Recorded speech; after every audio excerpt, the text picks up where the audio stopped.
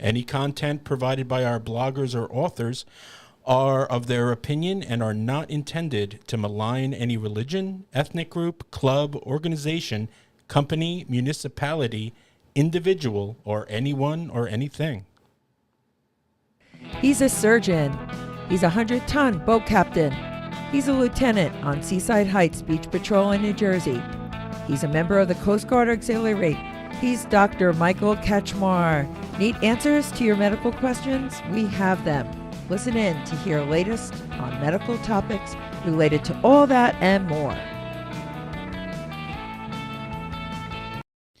Hello, everyone. This is Dr. Michael Kachmar. How are you doing today? This is Scrubbing Up with Dr. Michael Kachmar. Today's date is September the 13th, the year of our Lord, 2022.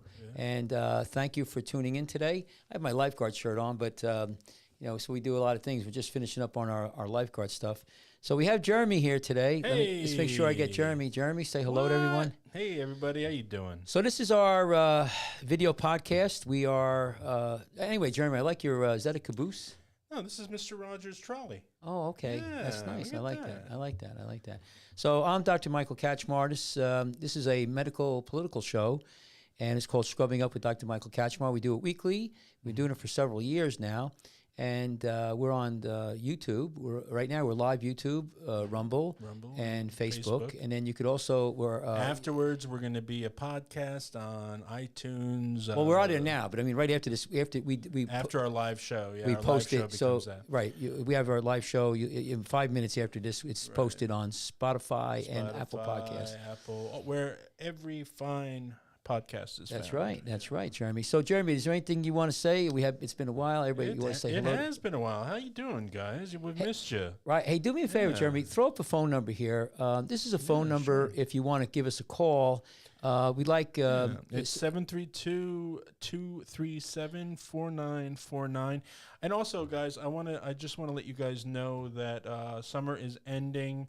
So Dr. Kachmar's availability for Scrubbing Up is going to be opening up, and you're going to be getting regular shows per week, maybe even two. Who knows? Yeah, I think we're going to do a little more. So the other thing is, if you want to send us an email and contact us, and maybe have some questions answered or a topic that you want us to talk about, you could give us an email, give us a shout, text us, or give us an email note on Dr. Kachmar. It's Dr.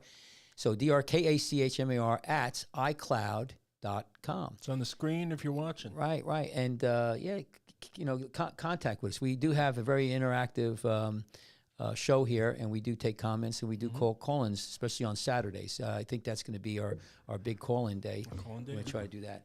So, all right, Jeremy. So let's start. Let's go to the our what do you call it? Just lift this up a little bit. Oh yeah, to do this here. Let's go to the video chain. Yeah, we're going to do our live show. That's here. more W.C. Fields. Yeah. Go away from me, kid, you bother So me. let's go. Don't go there. No, go. No. Keep on me. No, don't go until I tell you. So let's go. The views and opinions expressed. The views and opinions expressed on. There we go. Come on, Jeremy. This is a live show. I'm gonna.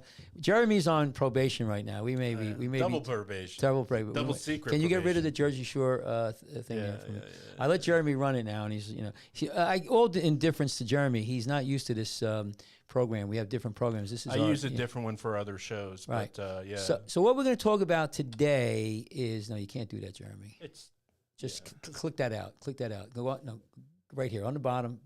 You're killing me. I know. Oh, I see it. I see right there. I see it. Just don't. Just. I didn't do nothing. All It right. just popped up. So listen to me. This is so what we're doing today is a bunch of things here, and we're going to. So we have our whiteboard. I love my whiteboard. Yeah, my whiteboard is here, and so we're going to talk about a few things that I picked up. And again, this is a medical political show, so we try to keep it medical. But there's a lot of things that come into play here that I grab, and I get these articles, and they just drive me crazy. So this is a article here, and wait till I pull it up, Jeremy. Sure thing. So this was put out on September 1st, 2022, and it's coming out of Health and Wellness magazine. Can you go to my iPod now? So here it is right here. So this is an interesting. This is people could watch this or see this. So this is out of Health and Wellness magazine, and this was dated September 1st, 2022, and it says how to recognize medical gas lighting. and better advocate for yourself at your next doctor's appointment. The reason why I bring this up is that the agenda in this country, and it's mostly mainstream media, which is, to me, the left, is this socialist, democratic, in my opinion, it's, next step will be communism. They want to get us to hate each other. They want to stir up, everything it's not right. There's inadequacies. But first of all, the world's never been perfect, but it's getting better and better.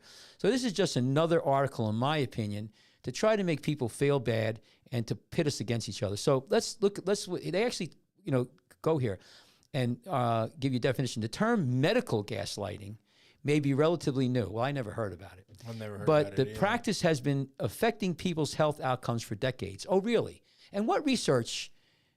Who wrote this article? What's it? Randy Onque. Yeah. Onque. Well, I'd like to know where do you get that from? You got these people. You have these people who write these articles. I don't even know if they exist. I don't know either. Yeah, there might be a Russian bot for all I know. But anyway, or Chinese bot. Wait, yeah. And in this article, is it the first time that medical gaslighting was ever used? I don't even know what medical gas. But here's people are calling it that. So medical gaslighting is when concerns about your health care are being dismissed. They're not heard and they are minimized, says Stacy E. Rosen. Oh. Senior Vice President of Northwell Health Institute for Women's Health and co-author of Heart Smarter for Women, 6 Weeks to a Healthier Heart.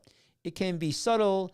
It can be subtle that you may not even realize it's happening to you. You know why you don't realize it? Because it ain't happening. No. I mean, this is just such disingenuous. So here's gaslighting in psychology refers to a certain kind of manipulation where you are tricked into questioning your own reality. What? Yeah, it made my head spin. Well, so this is what anyway, that's what they're saying. So gaslighting, tricking you into, so basically, they want you to lose your basis, like how so though? Like I get it. Gaslighting, it's a psychological thing. Oh, but read here. Well, let's go further. As in healthcare, in healthcare, medical gaslighting is pretty common. Oh, really? Says Rosen. Now, let me just throw it out there to my audience. I'm a board-certified reconstructive surgeon. I've been doing it for 30 years. I'm on staff at 6 different hospitals. I've been in practice. I've seen probably 100,000 patients in my life, tens of thousands of patients. I've worked with thousands of doctors. I've worked in different institutions. I've been all around this country, okay? I beg to, what's the word I want, how do I want to say it? I respectively disagree with Dr. Rosen. Or Stacy Rosen, senior vice. So I don't even think she's a doctor. In healthcare, medical gas is pretty common. Wrong. I mean, he hasn't even explained. Jeremy, where's this one? Where's the thing here? Where's it? Trombone. Yeah, right. It's sad. Sad. Yeah, right. Now there's no. Yeah. Let me see. Which one here? There you go. It's especially so here. Medical gaslighting is pretty common, says Rosen, especially among certain marginalized groups like women and minorities, including Blacks and Latino people. Those groups experience medical gaslighting more often. Okay. Well, first of all, wait. Just let's pause for a second. Because I work with many of those people. Yeah, but he has still not explained. She, I think, but I don't know. Or whoever. How gaslighting is being used in the medical field. They've just said that it exists and it happens to these people and it happens to those people. What's happening? Like, let's read it. Let's read what they're saying here. I want to explore this a little bit. For folks who belong to more than one of these groups, like black women, it can be even worse. So this is, if you're black, you're a woman, you're gay, you're, marginalized. In other words, you're getting shitted on by the man. Right. This reminds me of the '60s. You know, when hippies were walking around, it's the man. Now it's the medical society. There's gaslighting. You know, just another word for, I guess, you know, being racist or prejudiced. So women in general in the healthcare space are invalidated because of previous. What's that word, Jeremy? I can't see it with my glasses. Pervasive and misogyny. Oh, misogyny. Okay. I'm sorry, I don't have my glasses. So here's the thing. Right now in medicine, about half the doctors are women. Did you hear what I just said? Yeah. How does that, you know, half the people in medicine are women. Yeah. Well, don't do that one. No, half the women, here. That's what I wanted to have. That's what we meant. So I don't understand how a woman who's a woman doctor or a nurse, first of all, most nurses in my tenure are women. Yeah. So you're telling me that all of these women who've been treating all of these patients are not treating these patients appropriately? Okay, let's continue on. And then when you compile, okay, so yeah, obviously, you know, so black women are historically have the highest return. So it goes on and on and on. I just, you know, if you guys want how to spot? Whoa! How to spot medical gaslighting? Okay, here's what you want to know. It can be difficult. No, I'm sure. Just like no, it could be very difficult. Just like systemic racism. Show me it. Show me systemic racism. Oh, it exists, but you know. So here it is. It's very difficult. It can be difficult to know when gaslighting is happening to you, especially when you're assuming your doctor knows best. Well, I don't assume any doctor knows best. If you go in there and you think, I mean, my patients challenge me all the time. They're like, Dr. Kachmar, are you sure? You know, because care providers have expertise that you may not have, it is very likely that you're taking their word, even if they're being dismissive of your symptoms. Well, that has nothing to do with gaslighting. That, you know, you have doctors who are dismissive because they don't give a shit, or you know, generally speaking, or they're busy, or you know. But I can tell you right now, there's so many things that can dismiss what you think is a symptom by maybe an MRI, a CAT scan, or something else, or tests that they've gone through. Now here, this is interesting. Here are a few phrases that can also be indicators of medical gaslighting. It's all in your head. Well, I've never said that to a patient. No, what doctor's saying that? You know, that's normal for your age. I don't think I've ever said that. I mean, you know, unless even if it was, even like some conditions, like for instance, Dr. Jasper would know about this better, but spinal stenosis, for instance, that takes place in people in their 50s and up, or sometimes 40s. So yeah, it's normal for your age. You might be getting it because you're at the age you are. But understand what this person's doing. Like here it says, it's just a little. But that's also cross-referenced with an MRI and all these other things. Right. But what they're gonna, I understand that, and it's just a little bit swelling. Yeah, you understand it, but they need to understand it. What this person is doing is like what this whole left agenda is doing. Yeah. Is trying to make a problem exist where it doesn't exist. Yeah.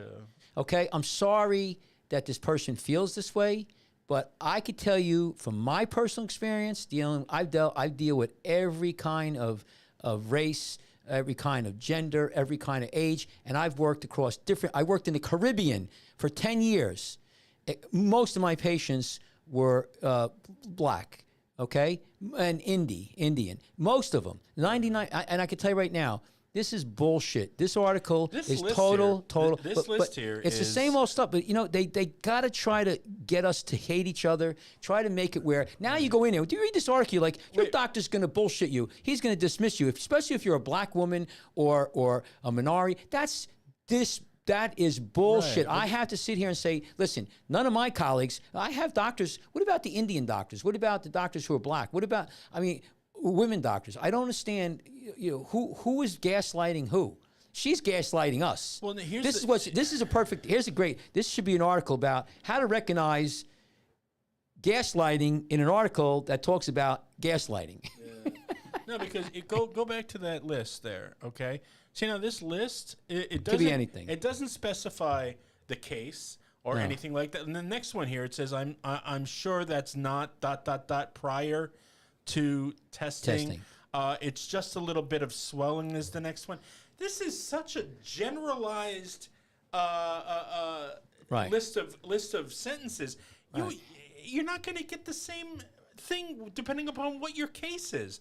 And this is how you really find out how bullshit some of this stuff is because they don't. It sounds flimsy, doesn't it? Right. Yeah, it sounds so freaking flimsy.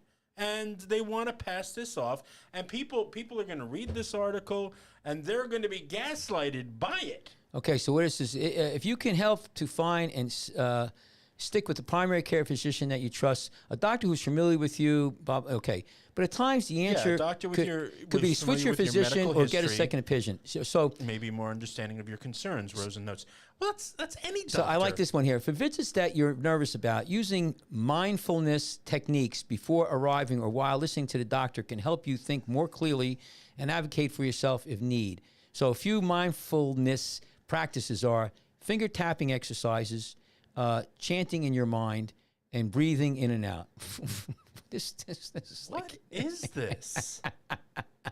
Anyway, I just want people to go. It's a great article. Go read. No, it's not a great article. That's it. Yeah, that's just stupid. So this is what you have out there. So essentially, what they did was they created. Go back to me. Go back to my picture. They created a phenomenon that does not exist. Okay, and they are telling you that all this exists. So you're going to have to believe it. This is the same kind of crap they came out with at the start of 2020 when you didn't know where they told you one thing, and then by the end of 2020, it was a completely different thing. Well, I can tell you right now, gaslighting is in the news a lot, and this is where you know what the reality is, but they tell you a totally different reality. And what did black people have to do with that article? Well, she's saying that doctors who are racist, basically, if you read between the lines, she's saying, if you go in there and you're black and you're a woman, the doctor's going to automatically gaslight you and try to dismiss you. That article. Okay, is criminal. but the reason why I bring this up, Jeremy, is because there's a lot of articles out there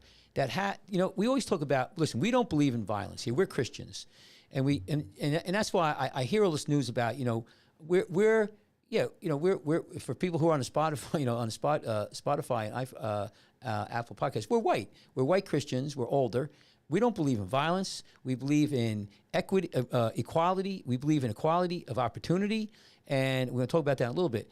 And none of this stuff that they talk about. We believe in the American. We believe in a republic, a constitutional republic. Anyway, these articles here. This is permeating for the past, 6-7 years. The world has come to an end. Everything is nasty. This article is brainwashing. It's brainwashing. That's what it right. is. This is this does not exist. This, you know what? When you're reading articles and anybody brings up a certain group that's gaslighting, okay, really scrutinize that article very closely, because the people who are complaining about gaslighting may just be the very people that are gaslighting you while you're reading it. So you got to open your eyes. We're living in a very confusing time, folks. That's the truth of it. And Jeremy, and what happens if and then you're gaslighting the gaslighters who are gaslighting the gaslighters? So we're all gaslit. That's what it is. That's what it all boils down to. But I'm sick and tired. So I'm telling this person, are you a doctor? And this Rosen, I don't care who she is. I've been in practice for 30 plus years. I'm on staff at multiple hospitals. I worked in Philadelphia. I worked in New York. I've worked with multiple physicians. I've worked with physicians of color. I worked down in the Caribbean for 10 years. I can tell you right now. There's doctors who dismiss patients. Some doctors are assholes, no, I know you're going to do that. So it's tapping my fingers and I'm breathing here, buddy. All right, so let's go. Let's move on to the next thing, which I think is another great article that we pull up here, and it's exercising because I know gaslighting's coming. So the next topic here. You're going to love this one. You better start breathing heavy. Oh, my God. So the next one we're going to talk about, don't go to, keep it on. Mike, that was the most ridiculous thing I've ever heard. You like that, huh? Oh, my God. Give me a break, folks. You like that? Oh, yeah. I mean. Okay, well, if you thought that one was brutal, wait till you watch this one here. Let's see what we got. This one's going to even drive you even more crazy. So this one here is out of Rolling Stone. Okay, hang on a second. So let's go back to my iPad. Yeah. So this one here, you're gonna love this one here. So this is the power of health equity and how to obtain it. Is healthcare really a benefit if your population avoids using it? Now, watch this, what I just said, if your population avoids using it. Now, let me make a point about equity. In this show, we talk about, and Martin Luther King talked about it, and Lincoln talked about it. We are for equality of opportunity, okay? And that's important. But now the left is talking about equality of outcome, which is equity. That's dangerous. You can never attain that in a million years. And that's what Karl Marx talked about. And when they try to attain that, and then they get full power, they run the whole show. And it's the same old thing. All animals are created equal, right? And they wanted to have equity, but when the animals took over, you know who took over and had to deal with the animals was the pigs, and they were worse than the humans. Okay, so that whole concept is bullcrap. But now here we are. We got to bring equity into healthcare. All right, and this is an article, and this is interesting. This is about people who work in the industry. But it says, I often speak about the importance of building up equity. But equity isn't just about pay or promotional cycles. Equity must be built not only into the foundations of your business, but into your vendors and processes.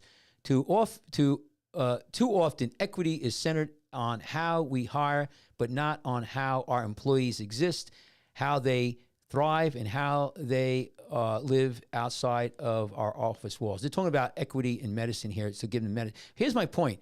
How about equality of opportunity? How about giving every one of your workers the same opportunity as everybody else, irrespective of their race, color, creed, gender? You understand what I'm saying? Yeah. So now what they want you to do. Hold on. I'm sorry. This next sentence is interesting to hear. Read it out. Equity must exist in every corner of your organization. Equity is not divided up like a pie. There is space for all of us. Like where? In the pie? This is Marxism. This is communist Marxism rhetoric. Don't you understand? The demand for equity is not at the expense of others. Mm-hmm. Well, it is. Unfortunately, when Stalin went in with the kulaks and exterminated them, he wanted them to, he took their food and land away. People have to start understanding that this stuff here, it sounds all good. Diversity, here's right here. Diversity, equity, and inclusion must be intentional. Yeah. And we, so again, it's nobody. Martin Luther King used to say, judge a person on their character. Now, this has nothing to do with your character. It has to do with, we want everybody to be, What says here? It says here, we must be intentional around our processes, policies, and benefits. It is not just about getting diverse people a seat at the table, but providing them with the tools they need to survive, the tools they need to understand our policies and processes and benefits. Sounds great. It sounds great. No. But to me, what that sounds like is we want to bring you people in, but you're going to be doing things our way. Okay, right. But we're gonna provide you with all the tools you need, but it's our way. Don't forget that. Well, listen. You know how. So here, if you read here, and this is why I want to build up to this, because understand where this is going. Yeah. This is going to. If you look at pure communism, what runs everything is the state. Right now in the United States, the people, we're sovereign. We run. Theoretically, we're supposed to run the government. We're supposed to run. We give the power to the states, and the federal government. In a communist dictator. Or in like say with Stalin, who became a despot. It was bad. The state has complete control. So listen to this one here, because this is where I think the article is going with this. So they start again. If you want to have communism, you have to start with socialism first, and you have to start breaking down, the capitalist idea. And so in 2021, Forbes ran a study, like Forbes is any good or bad, about how confident people felt navigating health insurance. And 56% of people felt completely lost. It's complicated. No, I don't understand why you wouldn't. Another 61% of the people incorrectly defined what health insurance premiums was, and we have not appropriately educated people on the ins and outs of health insurance, and the landscape is far from equitable. There it is, that word again. Now, you may be asking yourself, why does this matter? This matters because in order to achieve equity, not again, equity of what? Of outcome, we must zoom out and examine how all of our systems impact people. So I don't want to get into this article too far, but what they're saying here is basically what they're going to say is... They're also saying that's 117%, no, which I don't understand that at all. What you're... Yeah, I understand that. What you're looking here, though, is that this... What's the answer here? Socialized medicine. Of course. The government's got to take over healthcare. Oh, my God. Okay? They got to take over healthcare. Why? Hang on, go back up. You may be asking yourself, why does this matter? This matters because in order to achieve equity, we must zoom out and examine how all our systems impact our people. Historically and presently ignored communities are the ones who are more impacted by the gaps in healthcare and insurance. McKinsey report found that Black, Hispanic, and Latino, Asian, and LGBTQ plus employees, even those with high salaries, are less likely to receive the care they need. Show me that. Yeah, show me. I'd love show to me. see that, Rolling yeah. Stone. Show me one. Who's the author here? Wait, let's go back here. Madison Butler. Mr. Butler or Mrs. Butler. Mrs. Butler. Send Miss me, Butler. show me examples. Show me examples of where people who are making $300,000 a year. Right there. Show me where. Let me read that last sentence. Where these people who are making and they're Black, Hispanic, and they're making $300,000, they have the best insurance money could buy, that they are not getting the best care. It also said that historically ignored employees will be more likely to switch employers for better benefit options. That's bull. Everybody does. Wait a minute. So wait. These people who are already getting high salaries are going to quit and go to another employer? They're already making good. This is more. Hang on. This is more. What was that thing we were just talking about? Gaslighting. This is more gaslighting right here, folks. But you see, they got to bring this article right here. You could say about, hey, listen, medicine is tough to navigate. Okay. Medicine is maybe not everybody's getting the equal access because of maybe they don't have money. And I can see that.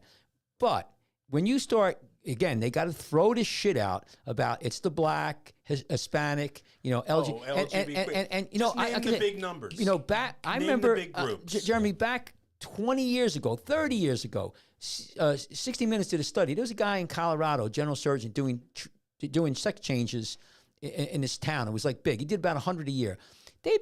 Sex changes and people in the community have been getting good care for years and years and years. I worked at community hospital. I worked in the VA. I can tell you right now, if people got shitty care, it didn't matter if you're white, black, whatever. The system definitely needs to be fixed, get better. The VA, Trump did a great job bringing the VA back up. VA has been always a terrible situation. You know why? You know why the VA sucks? You know why? Right. Because it's run by the government. Yeah. Anything run by the government, any kind of government institution, never runs well. My father-in-law, he has to go to the VA and all of that, and they put him off, and like Maggie and we pull our hair out, you're not getting the treatment you need. Right. These vets are being forgotten in the VAs, and that in and of itself is criminal. But with articles like this, let me go back to this. With articles like this in the previous one, okay, this is what I've been saying this to Mike. It used to be in our land where truth was truth, okay? But see, now it's different, okay? Opinion is truth.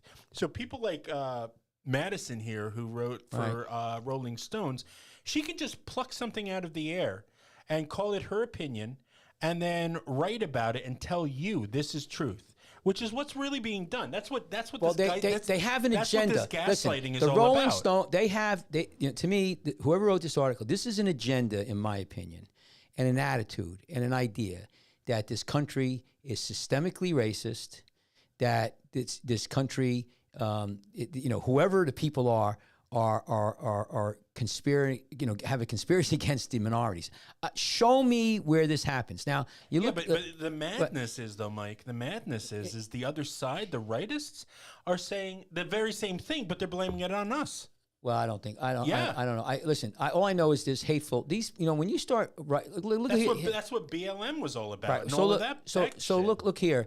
Invest in tools and resources, educate, empower your people to make the best decision. That's great. I agree with that 100%. Create benefit programs that encompass everyone, not just the dominant entities. Well, I don't know what that means, but maybe the boss gets the best benefits. Be intentional with your benefits. And know that doing the right thing will often cost more money. That's good. Don't be cheap. Take care of your employees. Identify the missteps and then the harm that has been done by your current benefit offerings and acknowledge them out loud. Know the benefits are only a benefit people are actually using them. Well, that's, tap into the power of health equity and set your team up for success and success. My point is, though, so here's my point. This is a great article about, hey, if you're a boss and you want to make sure you have health care to your people, but they got to use this friggin' word. They got to throw the equity out. They got to throw that the minorities are not getting it. It's a political hit piece. If they chip away. And again, we're for, in our program here, go back to my, I'm for, you are for, we're for equality of opportunity. I don't believe in equality of outcomes, because that's equity. And that is, in my opinion, impossible to achieve. It breeds corruption, and that's the Communist Manifesto. It sounds great, but we have a constitutional republic with a capitalist society. It's not state capitalism we don't want, because China's state capitalism. We want capitalism that's mom and pop, that you could open up a hot dog stand, Jeremy, or you could open up a Scottish distillery and make money. It's better than a hot dog stand. It's better than a hot dog stand, So that's that. And I just think that these articles, again, it's 2 articles in a row that are you read this and you're like, oh my God, there's racism. And if you're a black person or a transgender or whatever, a black woman, you must read these articles and say, they're coming after me. This is bullshit. I'm going to the doctor and I don't even know it, and I'm getting screwed. And then my boss is probably screwing me too with the healthcare benefits. Maybe he's giving better benefits to the white guy. I mean, this is insanity. Yeah. Insanity. I mean, listen, I work on, different places. Where I work, the places I work, there's nobody looks if you're white or black. You get the same benefits. It doesn't matter if you're a woman, you're gay, you're transgender, you're half a kangaroo. I mean, it don't matter. You got green hair, black hair, you got 900 piercings. This is crazy. And I want to we got to pull this out, Jeremy, and say, this is wrong. This is wrong stuff. You can't be doing this stuff, It's not right. It's not right, and it's, and talk about gaslighting. So let's see. So that was the power of health equity, medical. I want to go. So the next thing, just doesn't. It just especially this last one with about health equity by on Rolling Stone magazine. It's opening your eyes, because what they're really saying is, we want this for you and we want that for you and we want everything for you, but it's all going to be done by our way. Not your way. Yeah, so remember that. Right. When they talk about equity, and that's what I want to. And we're going to do it. We're going to do it all for you to give you the tools to do our way. That's it.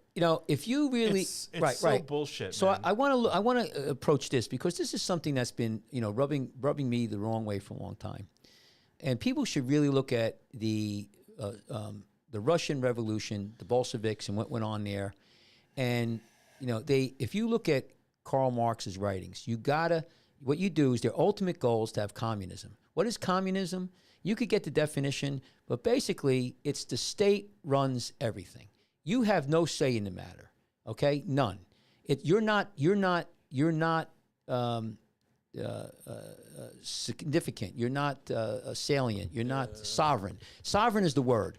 And in the United States, Well, the last time we talked about all that. right? You don't feel sovereign. I understand don't that. feel it. But the way the founding fathers set the government up, you should be sovereign. And I got to tell you, after these 2 articles, I feel even less. Yeah, but the way you want to feel even less. Wait, here's the next thing.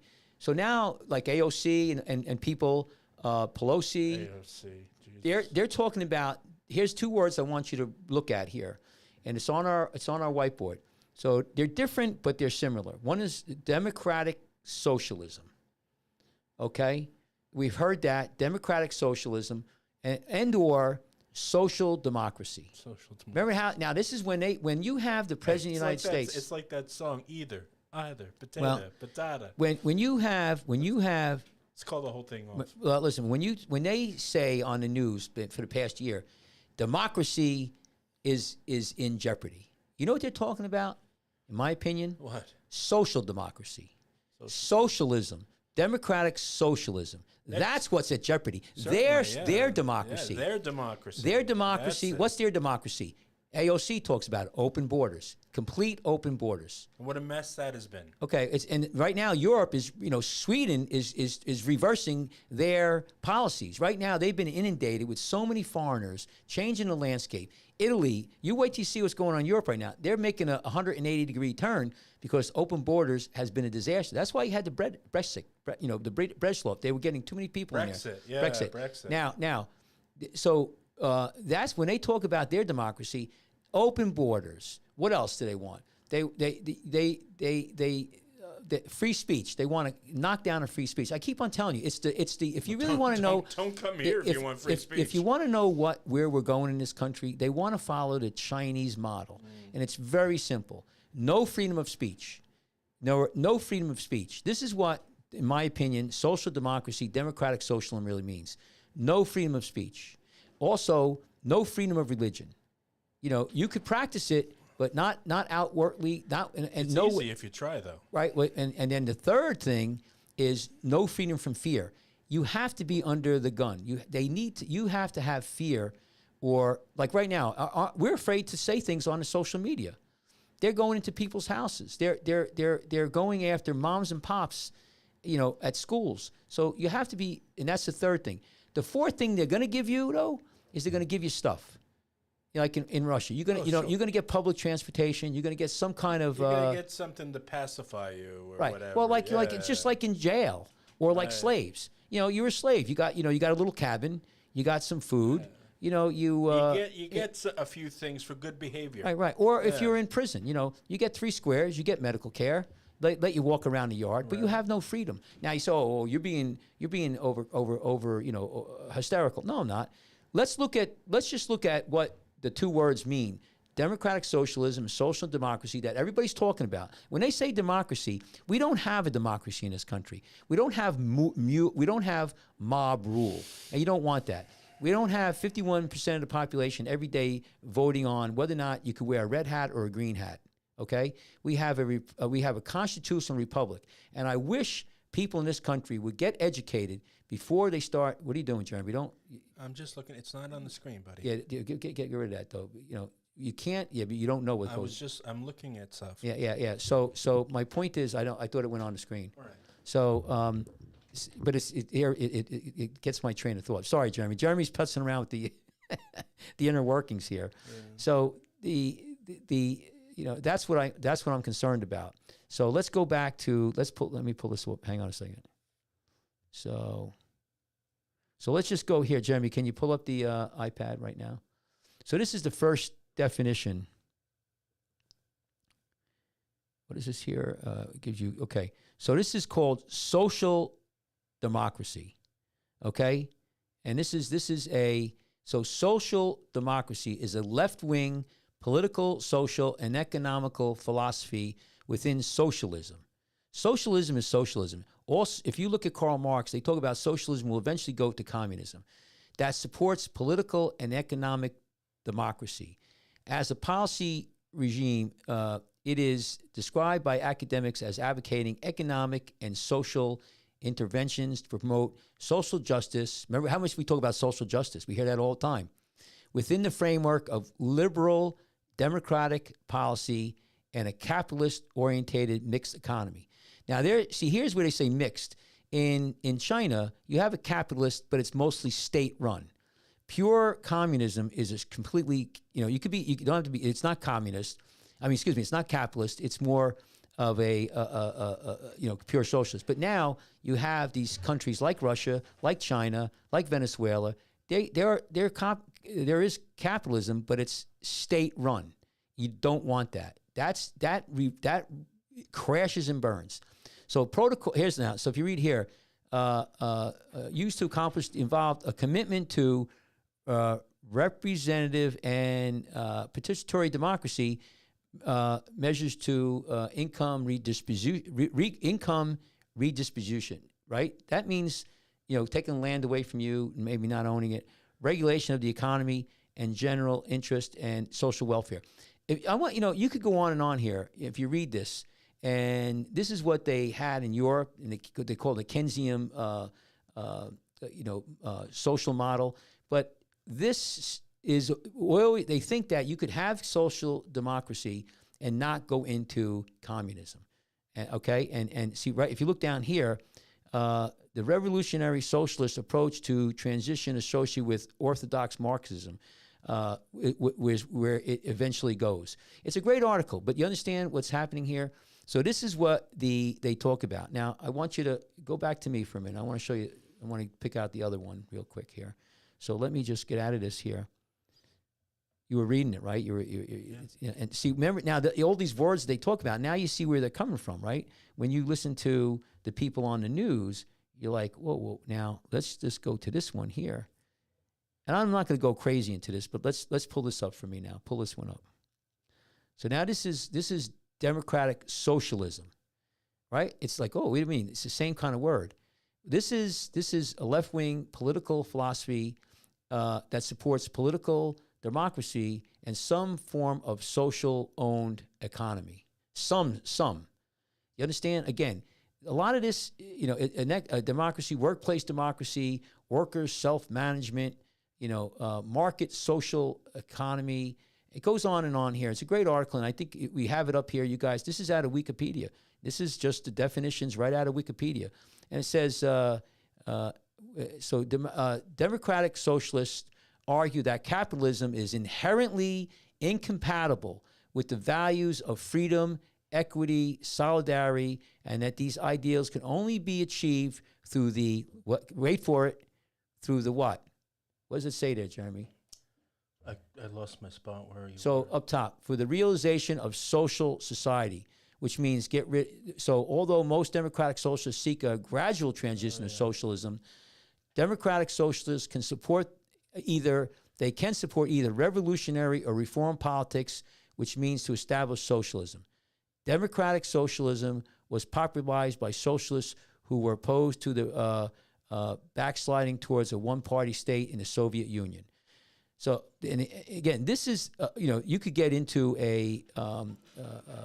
get rid of public ownership. Says, other nations during the 20th century, so it implies a lot of us, not just Russia.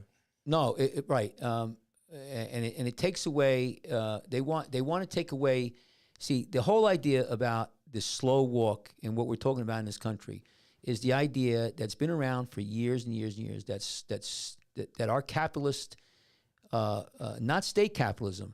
And in fact, if you want to argue now, we don't have state. We have corporate capitalism. Not even the people anymore.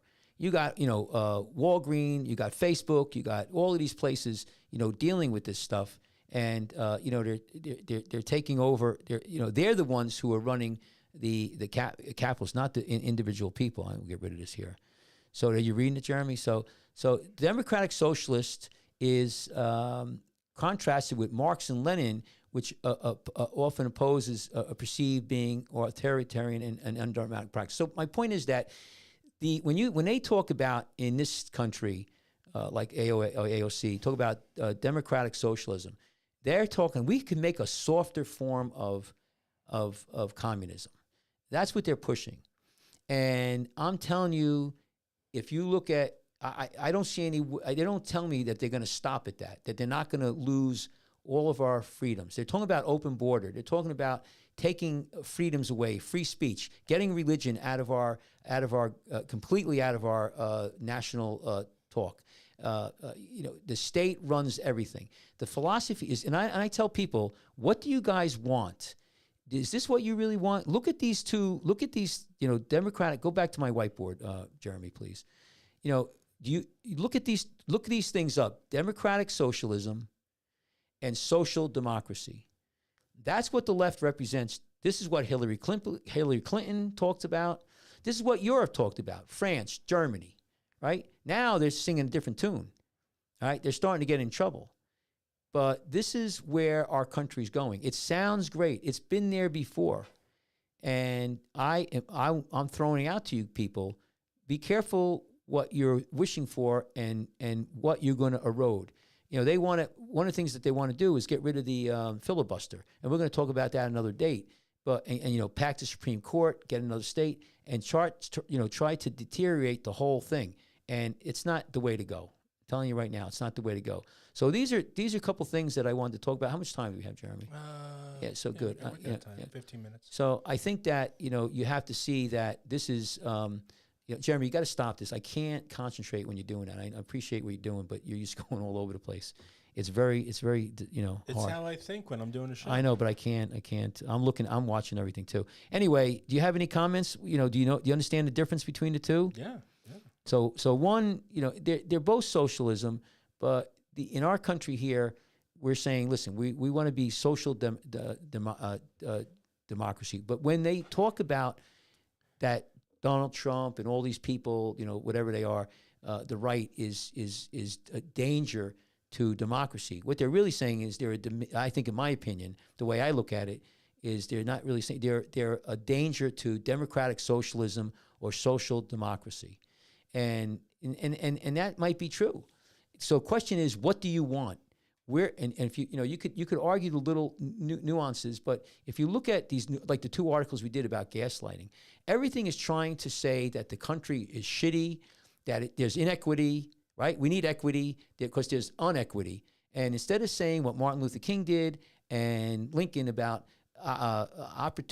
equality of opportunity, they're like, oh, no. We need equity, which you can never get. You know what kind of government you have to have with equity? Yeah, you'll have equity in China. What kind of equity you have? If you don't listen to them, they put a bullet in the back of your head. You live like a slave, most of the population. So we have to be very careful. What the Founding Fathers put together here is very, very special.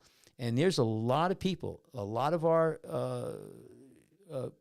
politicians in high office are calling for this experiment, getting rid of a constitutional republic and going more into this, social democracy, democratic socialism.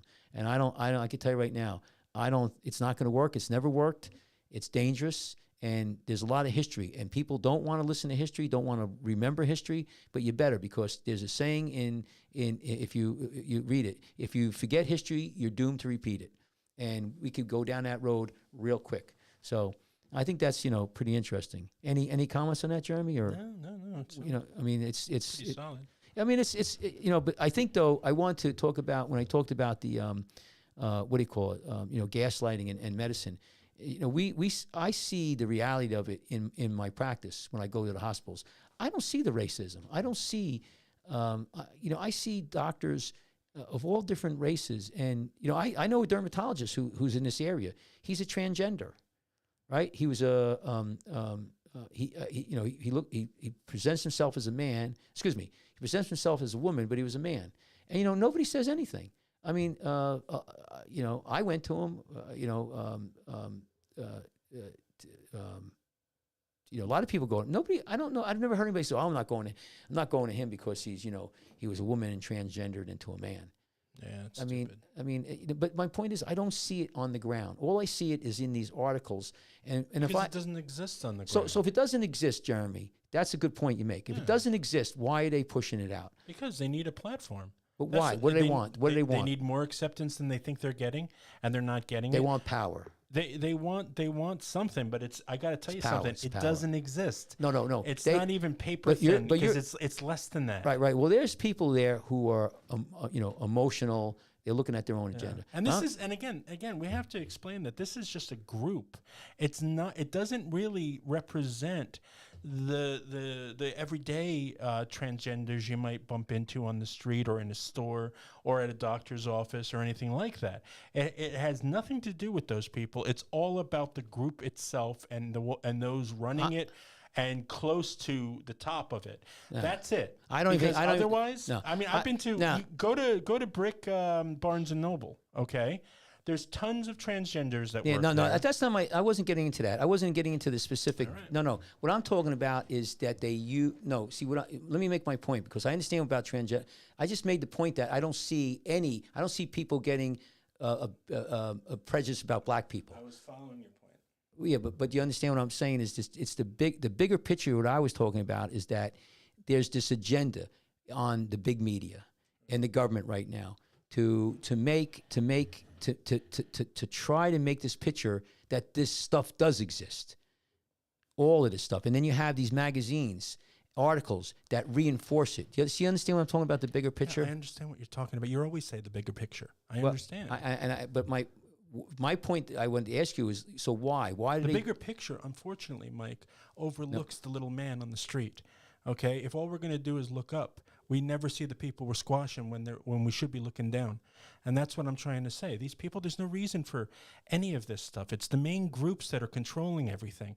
But the beeps that are the groups that are controlling the plus end of the transgender communities and stuff like that. Because regular transgender people, they have no conflict with anybody else on the street. They're as normal as you and I. They just want to live and be accepted where they go, and they do without a group having to push some agenda that clearly doesn't have them in the picture. No, and that's why I bring it up is I think that this is a political group, the political left, who want to have socialism, who permeates the media, who permeates the colleges, who permeates academia and media, and has an agenda. And their agenda is to push this idea that there's all of us out there who hate each other, whether or not it's because they're black or they're transgender or they're tall or short or Jewish or Polish or Catholic or Protestant. And I don't see that. I go to a church where it's multiracial, and I go. I have friends who practice the Jewish faith. I have friends who are Muslims, and we have doctors who they're Hindu, they're Buddhist, and we get along. We don't have any conflicts. Nobody criticizes anybody. So my whole thing is that I try to throw these things out and say to people, that doesn't exist. It does not, in my world, which is a pretty big sphere, it doesn't exist. Does it exist in any of your world at all? No, not at all. That's what I'm saying. I mean, a lot of this stuff is just made up. It's more gaslighting. It's to make people. It's more. It's. I got you into that gaslighting word. Well, no, because it's important because it opens your eyes to so much bullshit that's out there. It's making people see things differently when there's no reason for it. And like I said earlier, that's when opinion becomes truth, and that is a sin. Say that again. When opinion becomes truth, it's wrong. That's right. I like that, Jeremy. Because only truth is truth. See, when your opinion, right? Yeah, I mean, like that's like saying science isn't science anymore, and now it's fantasy. Well, when we talk about science, Doctor, what about Fauci? Follow the science. Yeah, watch out. We're going to get thrown off. Be careful. Yeah. But you make a good point, though. I like that. So that's what Goebbels did with Hitler.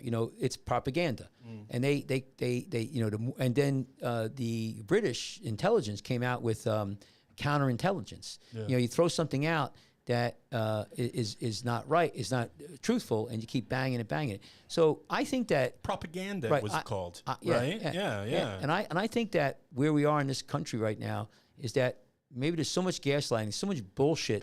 Because now propaganda got a new element to it, psychology.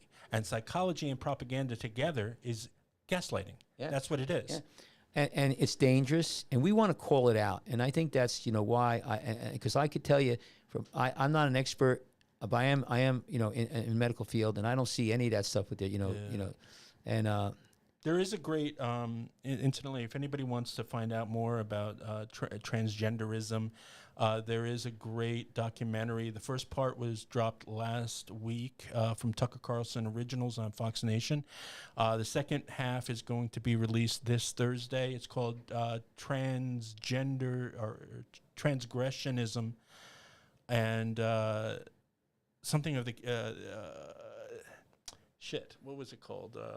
I don't remember. We didn't. I could have had that pulled up if you.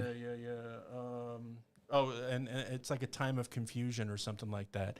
And I watched the first half, and it's only about 25 minutes. The first half, and I guess the second half is going to be just as long. But what the pictures they show you about these poor girls.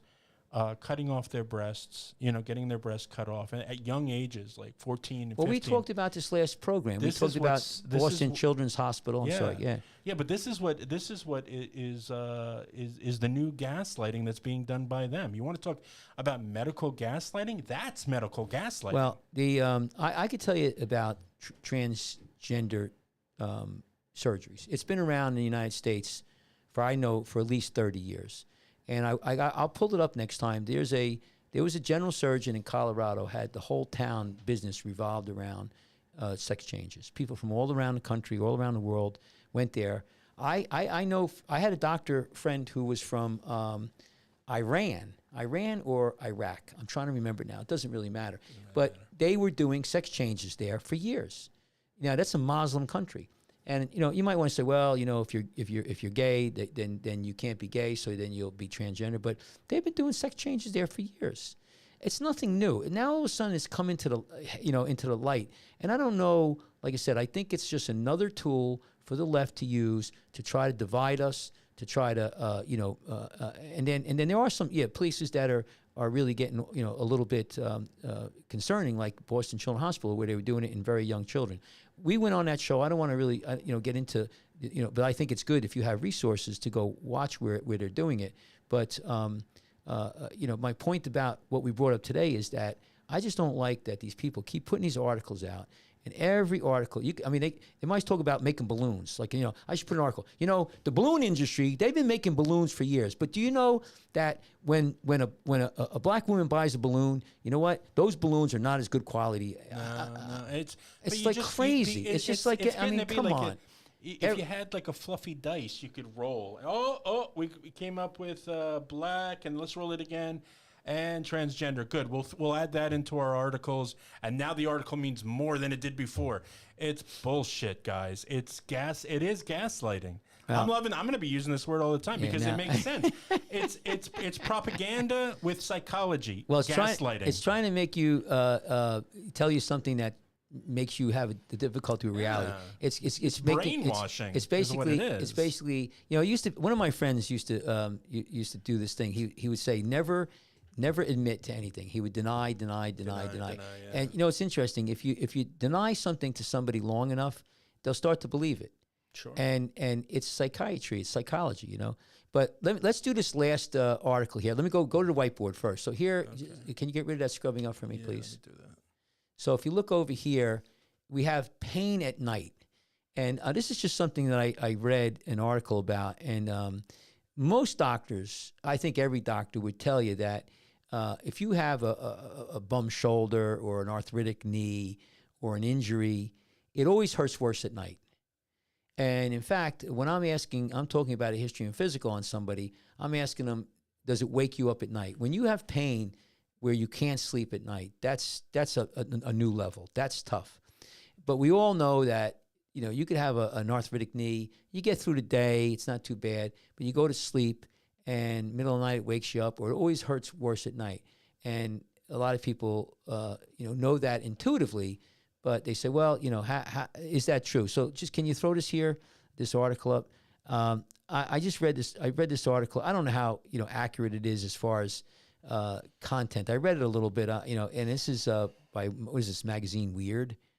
So Yeah, wired. Is it wired? I can't see without my glass. I'm sorry, I don't have it. But anyway, they told this whole article goes into it. If you want to read it, it's pretty interesting. But it says why pain feels worse at night. And, as far as I'm concerned, I was always taught that it has a lot to do with your nervous system. And think about this. Think about your brain. Let's just say in New Jersey, you have the Parkway, and it goes from north to south. Let's just say northern New Jersey is your brain, and the southern part of New Jersey, say Cape May, which is all the way at the southern border, is your foot. And let's just say you got an arthritic joint in your foot. Well, the pain signals go all the way up to your brain. It's got to go all the way through those nerves, all the way up. Yeah. Well, if you're walking and doing stuff, your leg, your muscles, they're sending all nerve impulses to your brain. So it kind of blocks the pain that's coming from your foot. When at night, when you lay there and you're just sitting there, that pain signal could just bang all the way up to the brain. And that's how I was taught. So it has a lot to do with your activity. They're talking about a circadian clock, and they're talking about a lot of other things that going on. But definitely pain hurts more at night. That's normal. And I say normal. That we see that happen quite a bit. And when it starts to disrupt your sleep, you definitely need to get to the doctor. I mean, it's a tough thing. Did you know that when you had your pain, was it worse at night? Yeah, I'm trying to remember it as you're talking. And my grandmother used to tell me that. Yeah, you get rid of this article. Yeah. My grandmother used to tell me stories about when I was sleeping at night. Sometimes she'd come in and check on me, and she'd see I was crying in my sleep because the pain was so bad. Yeah. But you suffer in pain 24/7. Eventually, your brain just shuts off for sleep, even if you stay up all night. Bent over or crunched over in pain. But it doesn't stop the pain from reacting, sending those pulses into your brain and you reacting to it. I was whimpering in my sleep because the pain was so bad. So yeah, there might be some truth to that. Well, no, there's not some truth. That is truth. I mean, if you ask Dr. Jasper next show, and so say, hey, Gabe, when is pain worse at night? He'll tell you unequivocally, absolutely, positively. No, yeah, I'm going to do that. And I guarantee he'll say that because we know that. The real question is why. And this they talk here about the circadian pathology, and I'm not so sure about that. I don't know what it is. Me, I was always it's to me it has to do with the pain blocking. Like you hurt your hand, right? You burn your hand or something. You grab your hand, you squeeze your wrist, and it kind of makes it feel a little bit better. You know what I'm saying? You're blocking the pain. So in other words, if you squeeze your wrist and you hurt your finger, your brain is feeling your signals coming from your wrist. And so maybe some of the pain signals coming from your finger doesn't reach to your brain, so it doesn't hurt as much. You know what I'm saying? It's called blocking. Yeah. And so who knows? But I could definitely tell you that's the case. And when my patients, when they get that point where they can't sleep at night, I get them coming into I tell them, you got to get back, you got to get to the office. There are things you could do, to help with the pain, especially nerve pain. We use Neurontin, which is a good drug. I don't advocate it, right off the bat, but if you have a nerve injury, it works really well. It's a great drug to use. And the other thing too is that to help you sleep, if you have pain, is you take some Tylenol and you take a Benadryl. Do you ever do that, Jeremy? Take a Benadryl? It's a great. I got scared about Benadryls because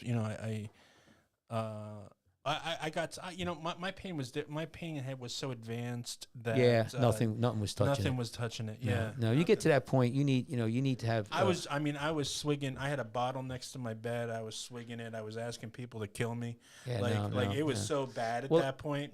Yeah, that's from the movies. People think alcohol, but if you have such pain like that, I'm a big proponent of narcotics. I mean, not that we don't push it, but I mean, when you're hurting that bad, there's nothing going to take that pain away. I was getting morphine. I was getting the narcotics, and you get used to them. Yeah, after a while. After a while, they become as useless as anything else. For acute pain, narcotics are good. For acute pain, I agree with you 100%. Long term, it's difficult, and you want to try, like Dr. Jasper talks about, getting rid of the pain generator, and that's surgical. Or interventional. And that's why shows like this are so important, because people can discover Dr. Kachmar here, who is a board certified foot and ankle surgeon and foot I'm missing the word. Reconstruction surgeon, and Dr. Jasper, of course, he's the master of pain. These guys, when during my pain times, the worse they were, all doctors told me was the science wasn't there to fix me, and you're just going to have to deal with it. And so they were wrong. There are other means out there. If you're lucky enough to find them, grab hold of them and stay with those doctors. Right. You know. Well, here's the thing. You know, you talk about this with pain at night. So what a lot of people do is they get up and they walk around, and pain is not as bad anymore. You know, they can't sleep. But the problem is you get sleep deprivation. Yeah. But you make a good point. You know, that's what we're here for. We're here when it gets that bad. You know, we have. I have and people, if you've got really bad pain where you can't walk, you can't sit up or stand or anything, and you don't even have the choice of getting up and having a pace. You know, it's bad. And a lot of nights, a lot of nights. I think I'm recalling now. You know, the beauty thing about getting rid of your pain is your brain wants to forget all of that really quick, all those dark times when you suffered. And so you asking a question like, well, how did you feel at night and stuff like that? It becomes harder and harder to remember. I'm glad for that, though. Yeah.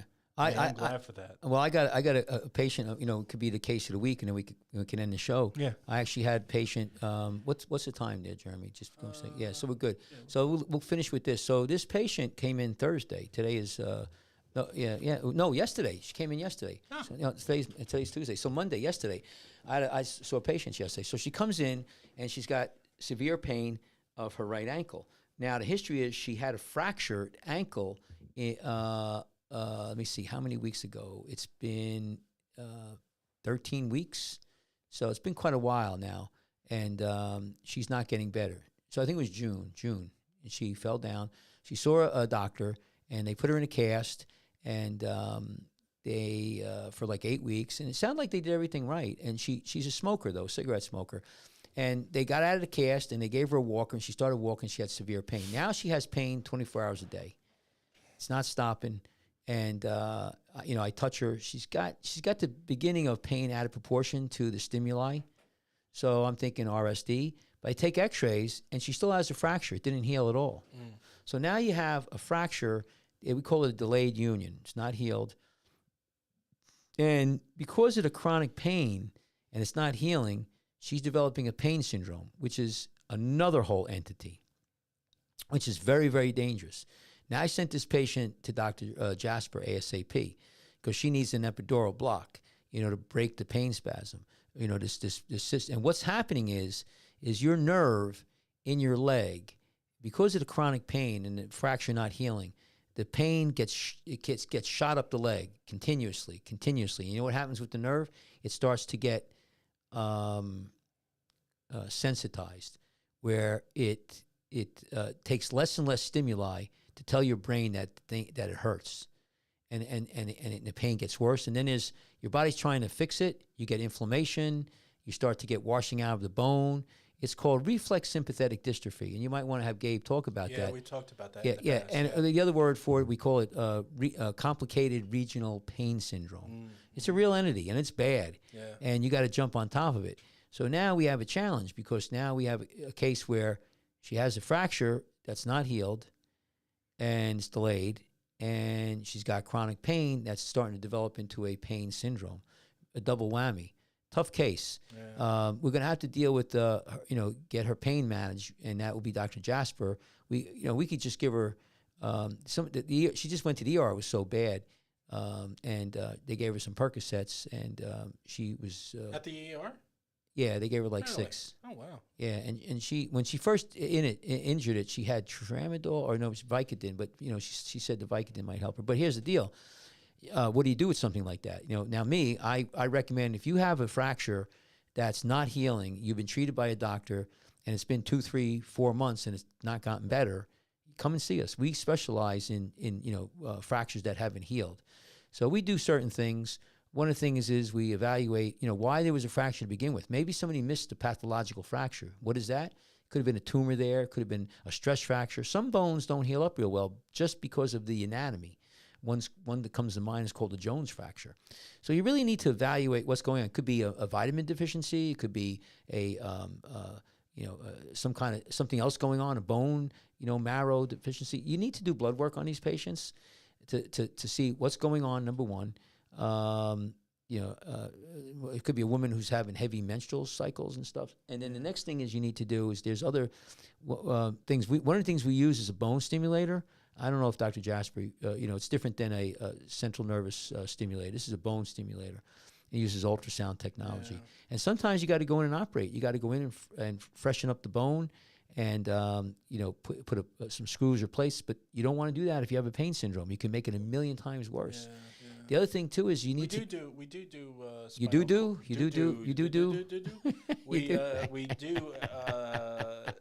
Spinal cord stimulators. Yeah, we do. Yeah, and the technology for these things, folks, are. I mean, there was a quantum leap just in the last 5-10 years on these things, and because it used to be it would change your pain into like a buzzing, but now it just takes it away. Yeah, it's amazing technology. So it's a great bit of technology there. Well, let me because I'll dovetail that into I had Dr. Jasper do one of my patients who had a pain syndrome, but this one here, just to finish, we do bone grafting. Sometimes we fixate it, but we try to do conservative therapy. But the key with these things is, why did it not heal? One of the things that stops healing is cigarette smoking. So we're going to really try to work on this patient to stop her smoking and get medical help to do that, because that might be the biggest part of her therapy. The other thing is, anti-inflammatories. You shouldn't be taking any anti-inflammatories in the first couple of weeks of acute fracture. There's a lot of literature, in my opinion, that I read that says it could reduce the bone healing. We need advanced testing, MRIs, to see if there's still ability for the bone to grow. Make sure there's no pathological fracture like a tumor. You get a patient who walks around and fractures their hip.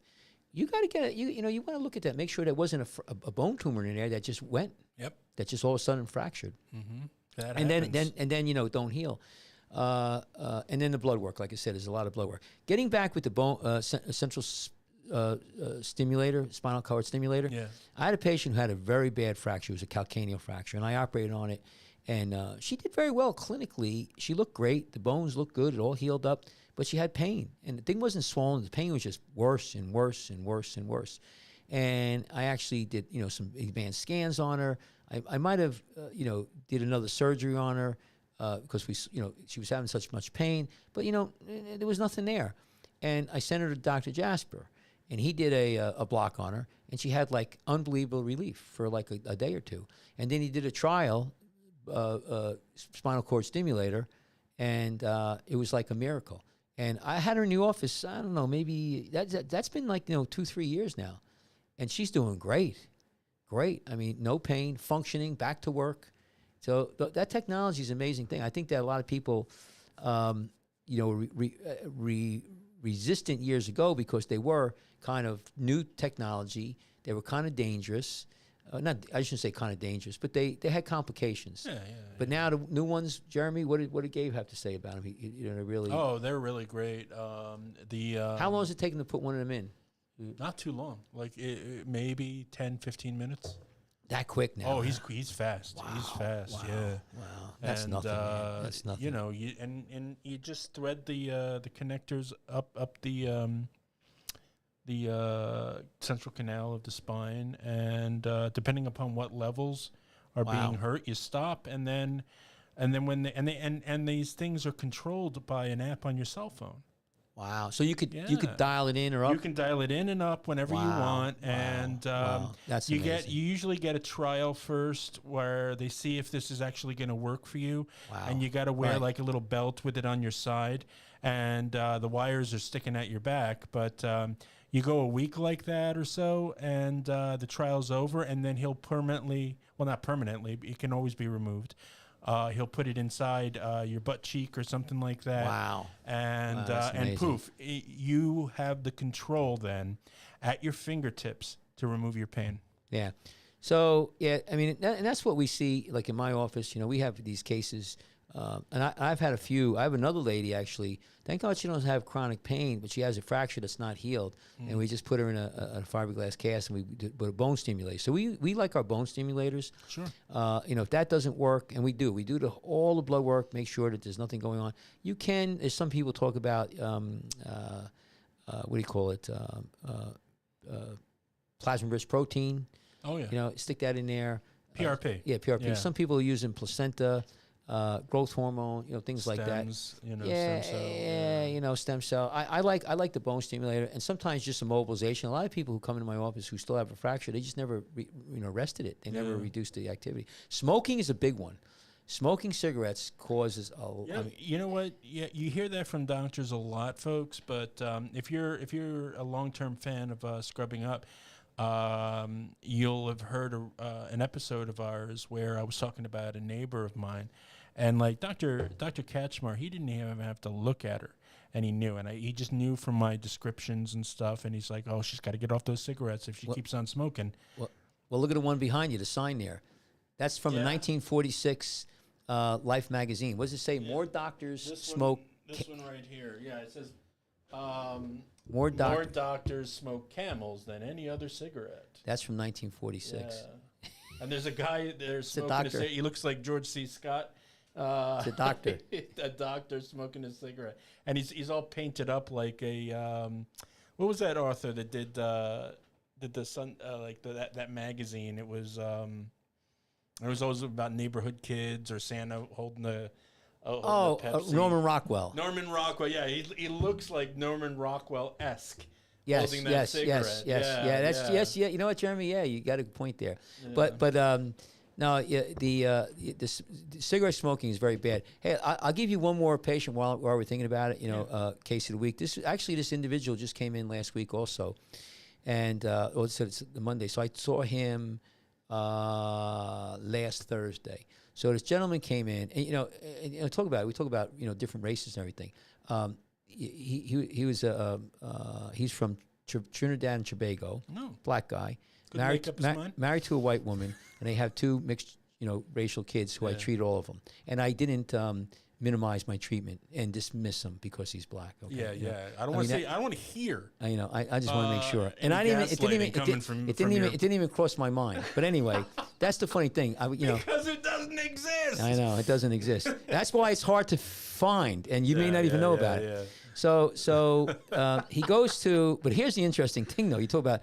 And it's not. It wasn't gas. It wasn't that they didn't. They didn't diagnose it. He came to me second opinion because the doctors he had were friggin' idiots. They didn't poo-poo him. He had calf pain when he was walking. And the funny thing is, the guy was fit, young. I'm not, maybe 62, but looked good, real skinny. But he smoked cigarettes. This is the key. He smokes. Now, he walks and he gets calf pain. So he went to the doctors. These two geniuses. They did an MRI of his calf. They did an MRI of his ankle. And they came up with nothing. They said, well, you must have sprained your ankle, have an injury, and they gave him a piece of paper prescription to go to physical therapy. So he went to physical therapy. Now, in the meantime, he's been having this pain for quite a long time. It didn't do anything, and I guess the wife decided to come to me for a second opinion. Maybe physical therapy shot him to us. I don't really remember. Sure. It took me 30 seconds to make the diagnosis. I actually examine the patient. I actually touch my patients, and not hands-on work is what you mean by that. I'm feeling the pulses, and there's no pulses. We do a Doppler at right there. We have a very sophisticated machine, and I can see he has a blockage. But people should know how rare it is for a doctor to be hands-on to the patient. They don't even touch patients. They treat you like you're infected by everything under the sun. Right. Well, no, it is. It's not, and like this one says, dismissive and it's gaslight. No, it has nothing to do with the race. Doctors are getting too busy. There's a lot of them that don't want to do it anymore because they're not making a lot of money. They're getting told how to do where, how, why, and it's really getting frustrating. But let me just tell you about this guy. So what we did is I did the test on him, and I could see he has definitely blockage, and I suspected it was higher up in his groin. And I mean blockage, decreased circulation of the arteries. So I sent him for what's called a CTA, and we did this at Jersey Shore, Hospital.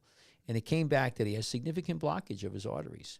Now, I sent him to my other one of my colleagues, who's a vascular specialist. There's a bunch of them that we have that we deal with, and he's most likely going to be stented, or they put a catheter in there and I open him up, and hopefully he'll do a lot better and not have the pain anymore. But I think that illustrates a couple things that I'm just telling you about. One is that if you're not getting better and you went to the doctors and you're still having problems, then go get another opinion. What do we talk about? Second opinion, third opinion. Third, you're up to your 95th.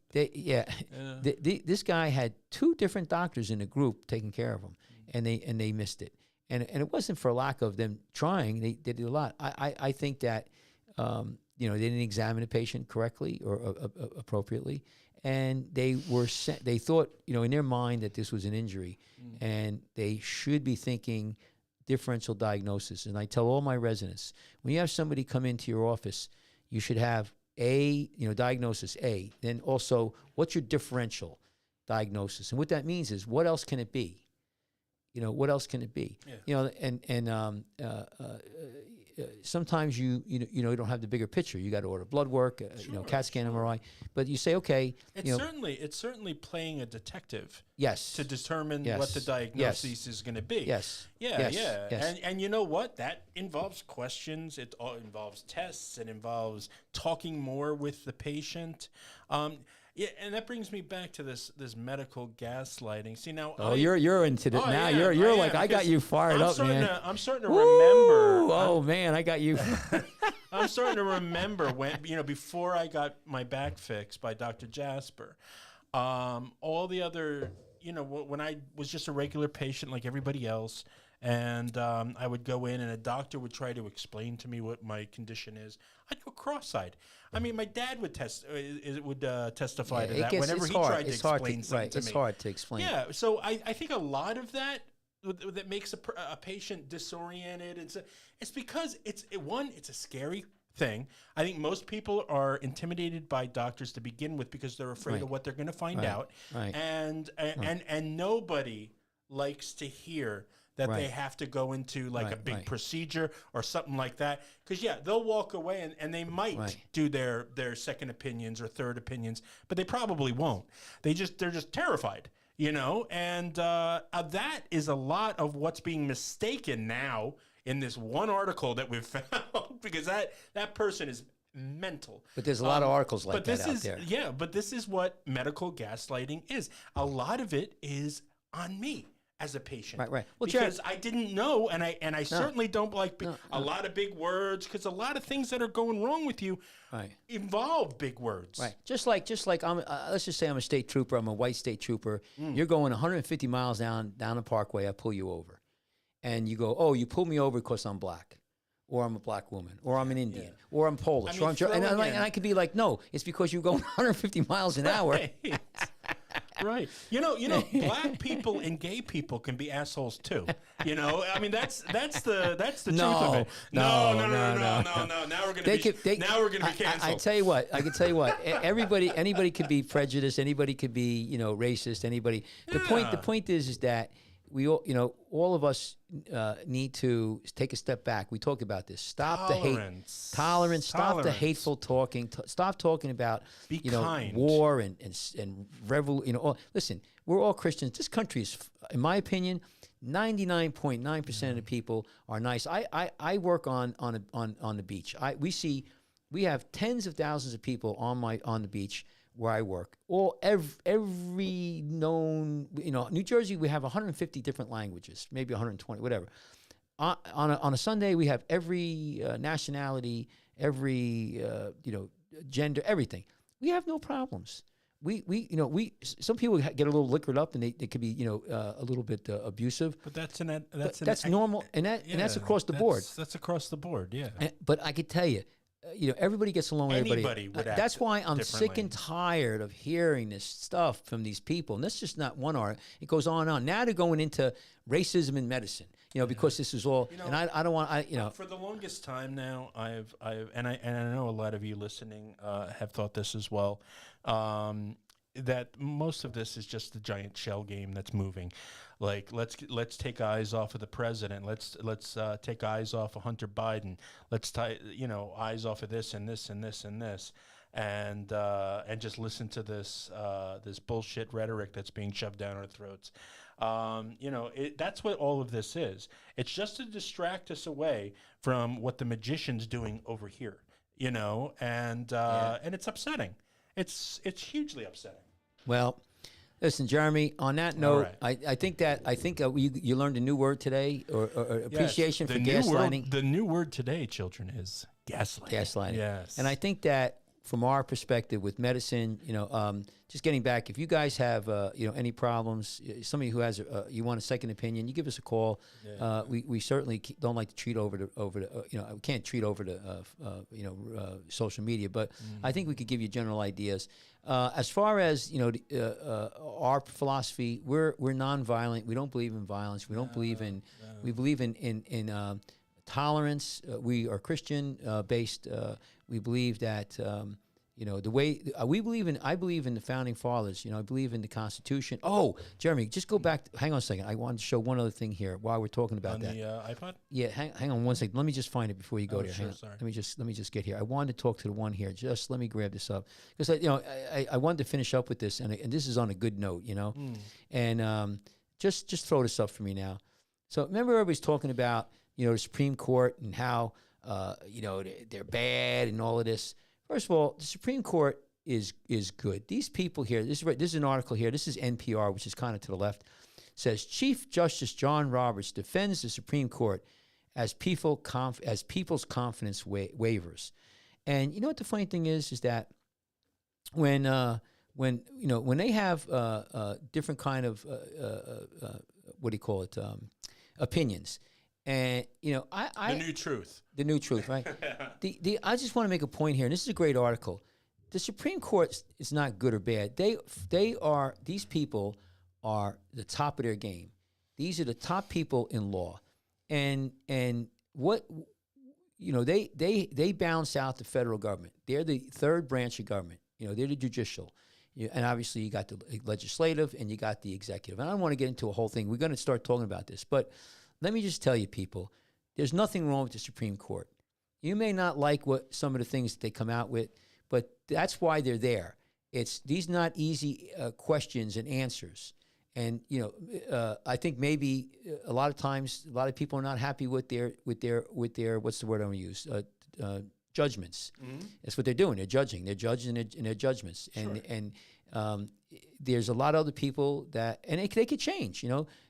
They sometimes they make a good judgment, sometimes they don't. I'm not saying that they did a good or bad, but don't go after the chief justices and say that they're bad, they're corrupt, the institution is bad. That's crazy talk. They're people who are good people trying to do the best they can. Yeah. And I'm sick and tired of hearing this, about this, people's confidence. Why? Because they Roe versus Wade went back to the states. Things will wash out. It's all going to wash out, right? Yeah. But I just want to say, listen, they're doing a great job. These people are great patriots, and they got a tough job, man. They do, and they got a real tough. They got to balance all the evidence, and then they got to judge on another human being that's going to affect their lives forever. So I love this. Polls show that the public is losing faith in the Supreme Court. I don't know about that. They might be pissed a little bit. Some of them about what's going on here. But that's another example of creative writing there. Like let's write it in that particular fashion so it'll give you the wrong impression of what's actually going on. Right, and they have to. The Supreme Court is trying to. This is again. Remember what we are. We are a constitutional republic. Yeah, we're not a mob-driven democracy. Okay, we're not. We don't want that. That's not what we are.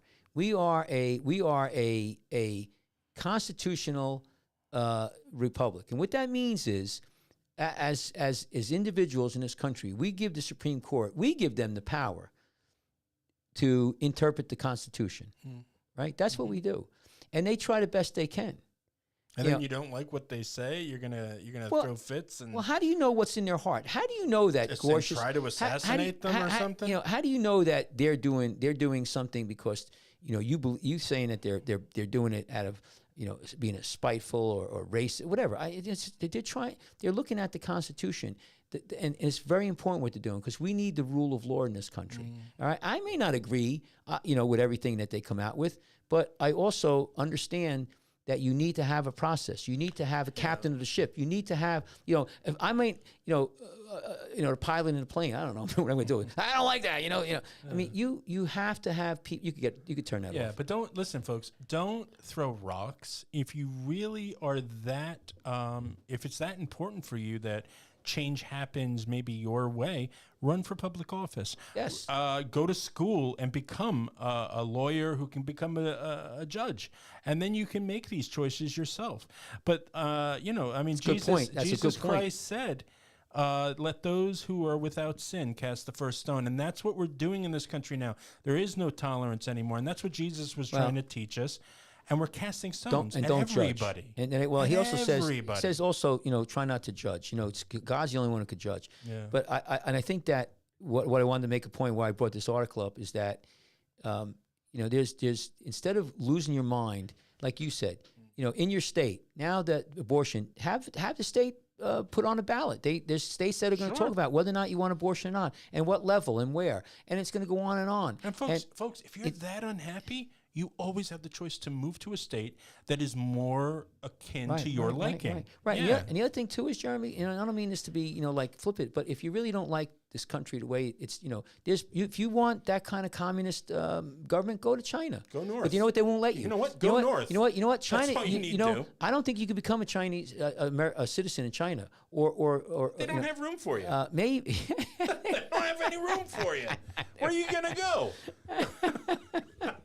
Anyway, listen, let's close. This is enough. Listen, it's been a great show. Yeah. And listen, folks, you're going to hear sometimes me and Mike grumble at each other. We love each other like we're a couple of old maids arguing over. Well, that's good. Yeah. But we're the best of friends. I want you all to know that. And not really. I hate you. Now, but we love doing this show. I think that Jeremy, when you and I disagree or discuss is they're doing it the same thing at home or somewhere else. Yeah. At Thanksgiving dinner. Mm-hmm. So it's nothing new, and it's good because you have to listen to other person's opposing thoughts and stuff. These things that we talk about are very complicated, and they're very important though. But I think that at the end of the day, we say what you're saying is love one another. Yeah. Everybody can have a different opinion, but you cannot walk away with hate in your heart. And I would never say that. And we pray for everybody. We pray for this country. But I just wanted people to start, becoming more aware. Read more. Look at history. Find out what the founding fathers. We're going to start talking about this one book that I read a couple years ago is called Defender in Chief, and we're going to talk about why the filibuster is so important, why the Electoral College came about, what the founding fathers thought about it, why they developed it. All of these things are, I think, really important. You say, what does it have to do with medicine? Well, some things that we talk about, I feel that God folks, wants me to, to educate you out there. And you just saw today about medical gaslighting. This is why we talk about politics, because politics has entered into medicine. Right. And the only way we're going to get you educated so you yourselves aren't gaslighted by ridiculous things like this is by doing shows like this. Yes, very, very important. All right, Jeremy, let's let me put the music on. Let's sign out here. So we'll do, like I said, we're going to try to beef up the shows. I'm Dr. Michael Kachmar. I'm a board-certified reconstructive foot and ankle surgeon. And I'm board-certified. You could get us and send us an email, which you would certainly appreciate, that'd be cool. at drkachmar at iCloud.com. And there it is, that's drkachmar at icloud.com. Mm-hmm. You could get us at our webpage, which is a really beautiful webpage. A lot of medical advice in there. It's JerseyShoreFootandLegCenter.com. And actually on that webpage, you can see our YouTube videos too. Yeah, they're there, and we put them over there. Yeah. We're on, again. Remember, we're on Spotify. You could listen to this on the radio or on your car, and Spotify or Apple Podcast. And if you like Rumble, you go to Rumble. And if you, we're on Twitch and Twitter. We're all over the place. You're going to find it hard pressed not to find us out there. We're probably the only place we're probably not is on the bottom of your shoe. Right. But we're trying to help you navigate so you don't end up on the bottom of someone else's. All right, everyone. All right. Well, thank you very much. Oh, tomorrow, Jeremy, you want to talk about your shows? You have. Oh, no, that's right. Today's Tuesday. I think today's Friday. Tuesday. All right. We're gonna see. Maybe we'll do a show Friday. So, all right, everyone. Take care. Thank you for tuning in. And this has been Scrumming Up with Dr. Michael Kachmar. And Jeremy is my sidekick. Yeah. And hopefully we continue on to have. Maybe we'll beef up our show. So thank you for watching. A lot more coming your way, folks. All right. Thank you very much. All right, Jeremy. Say goodbye and.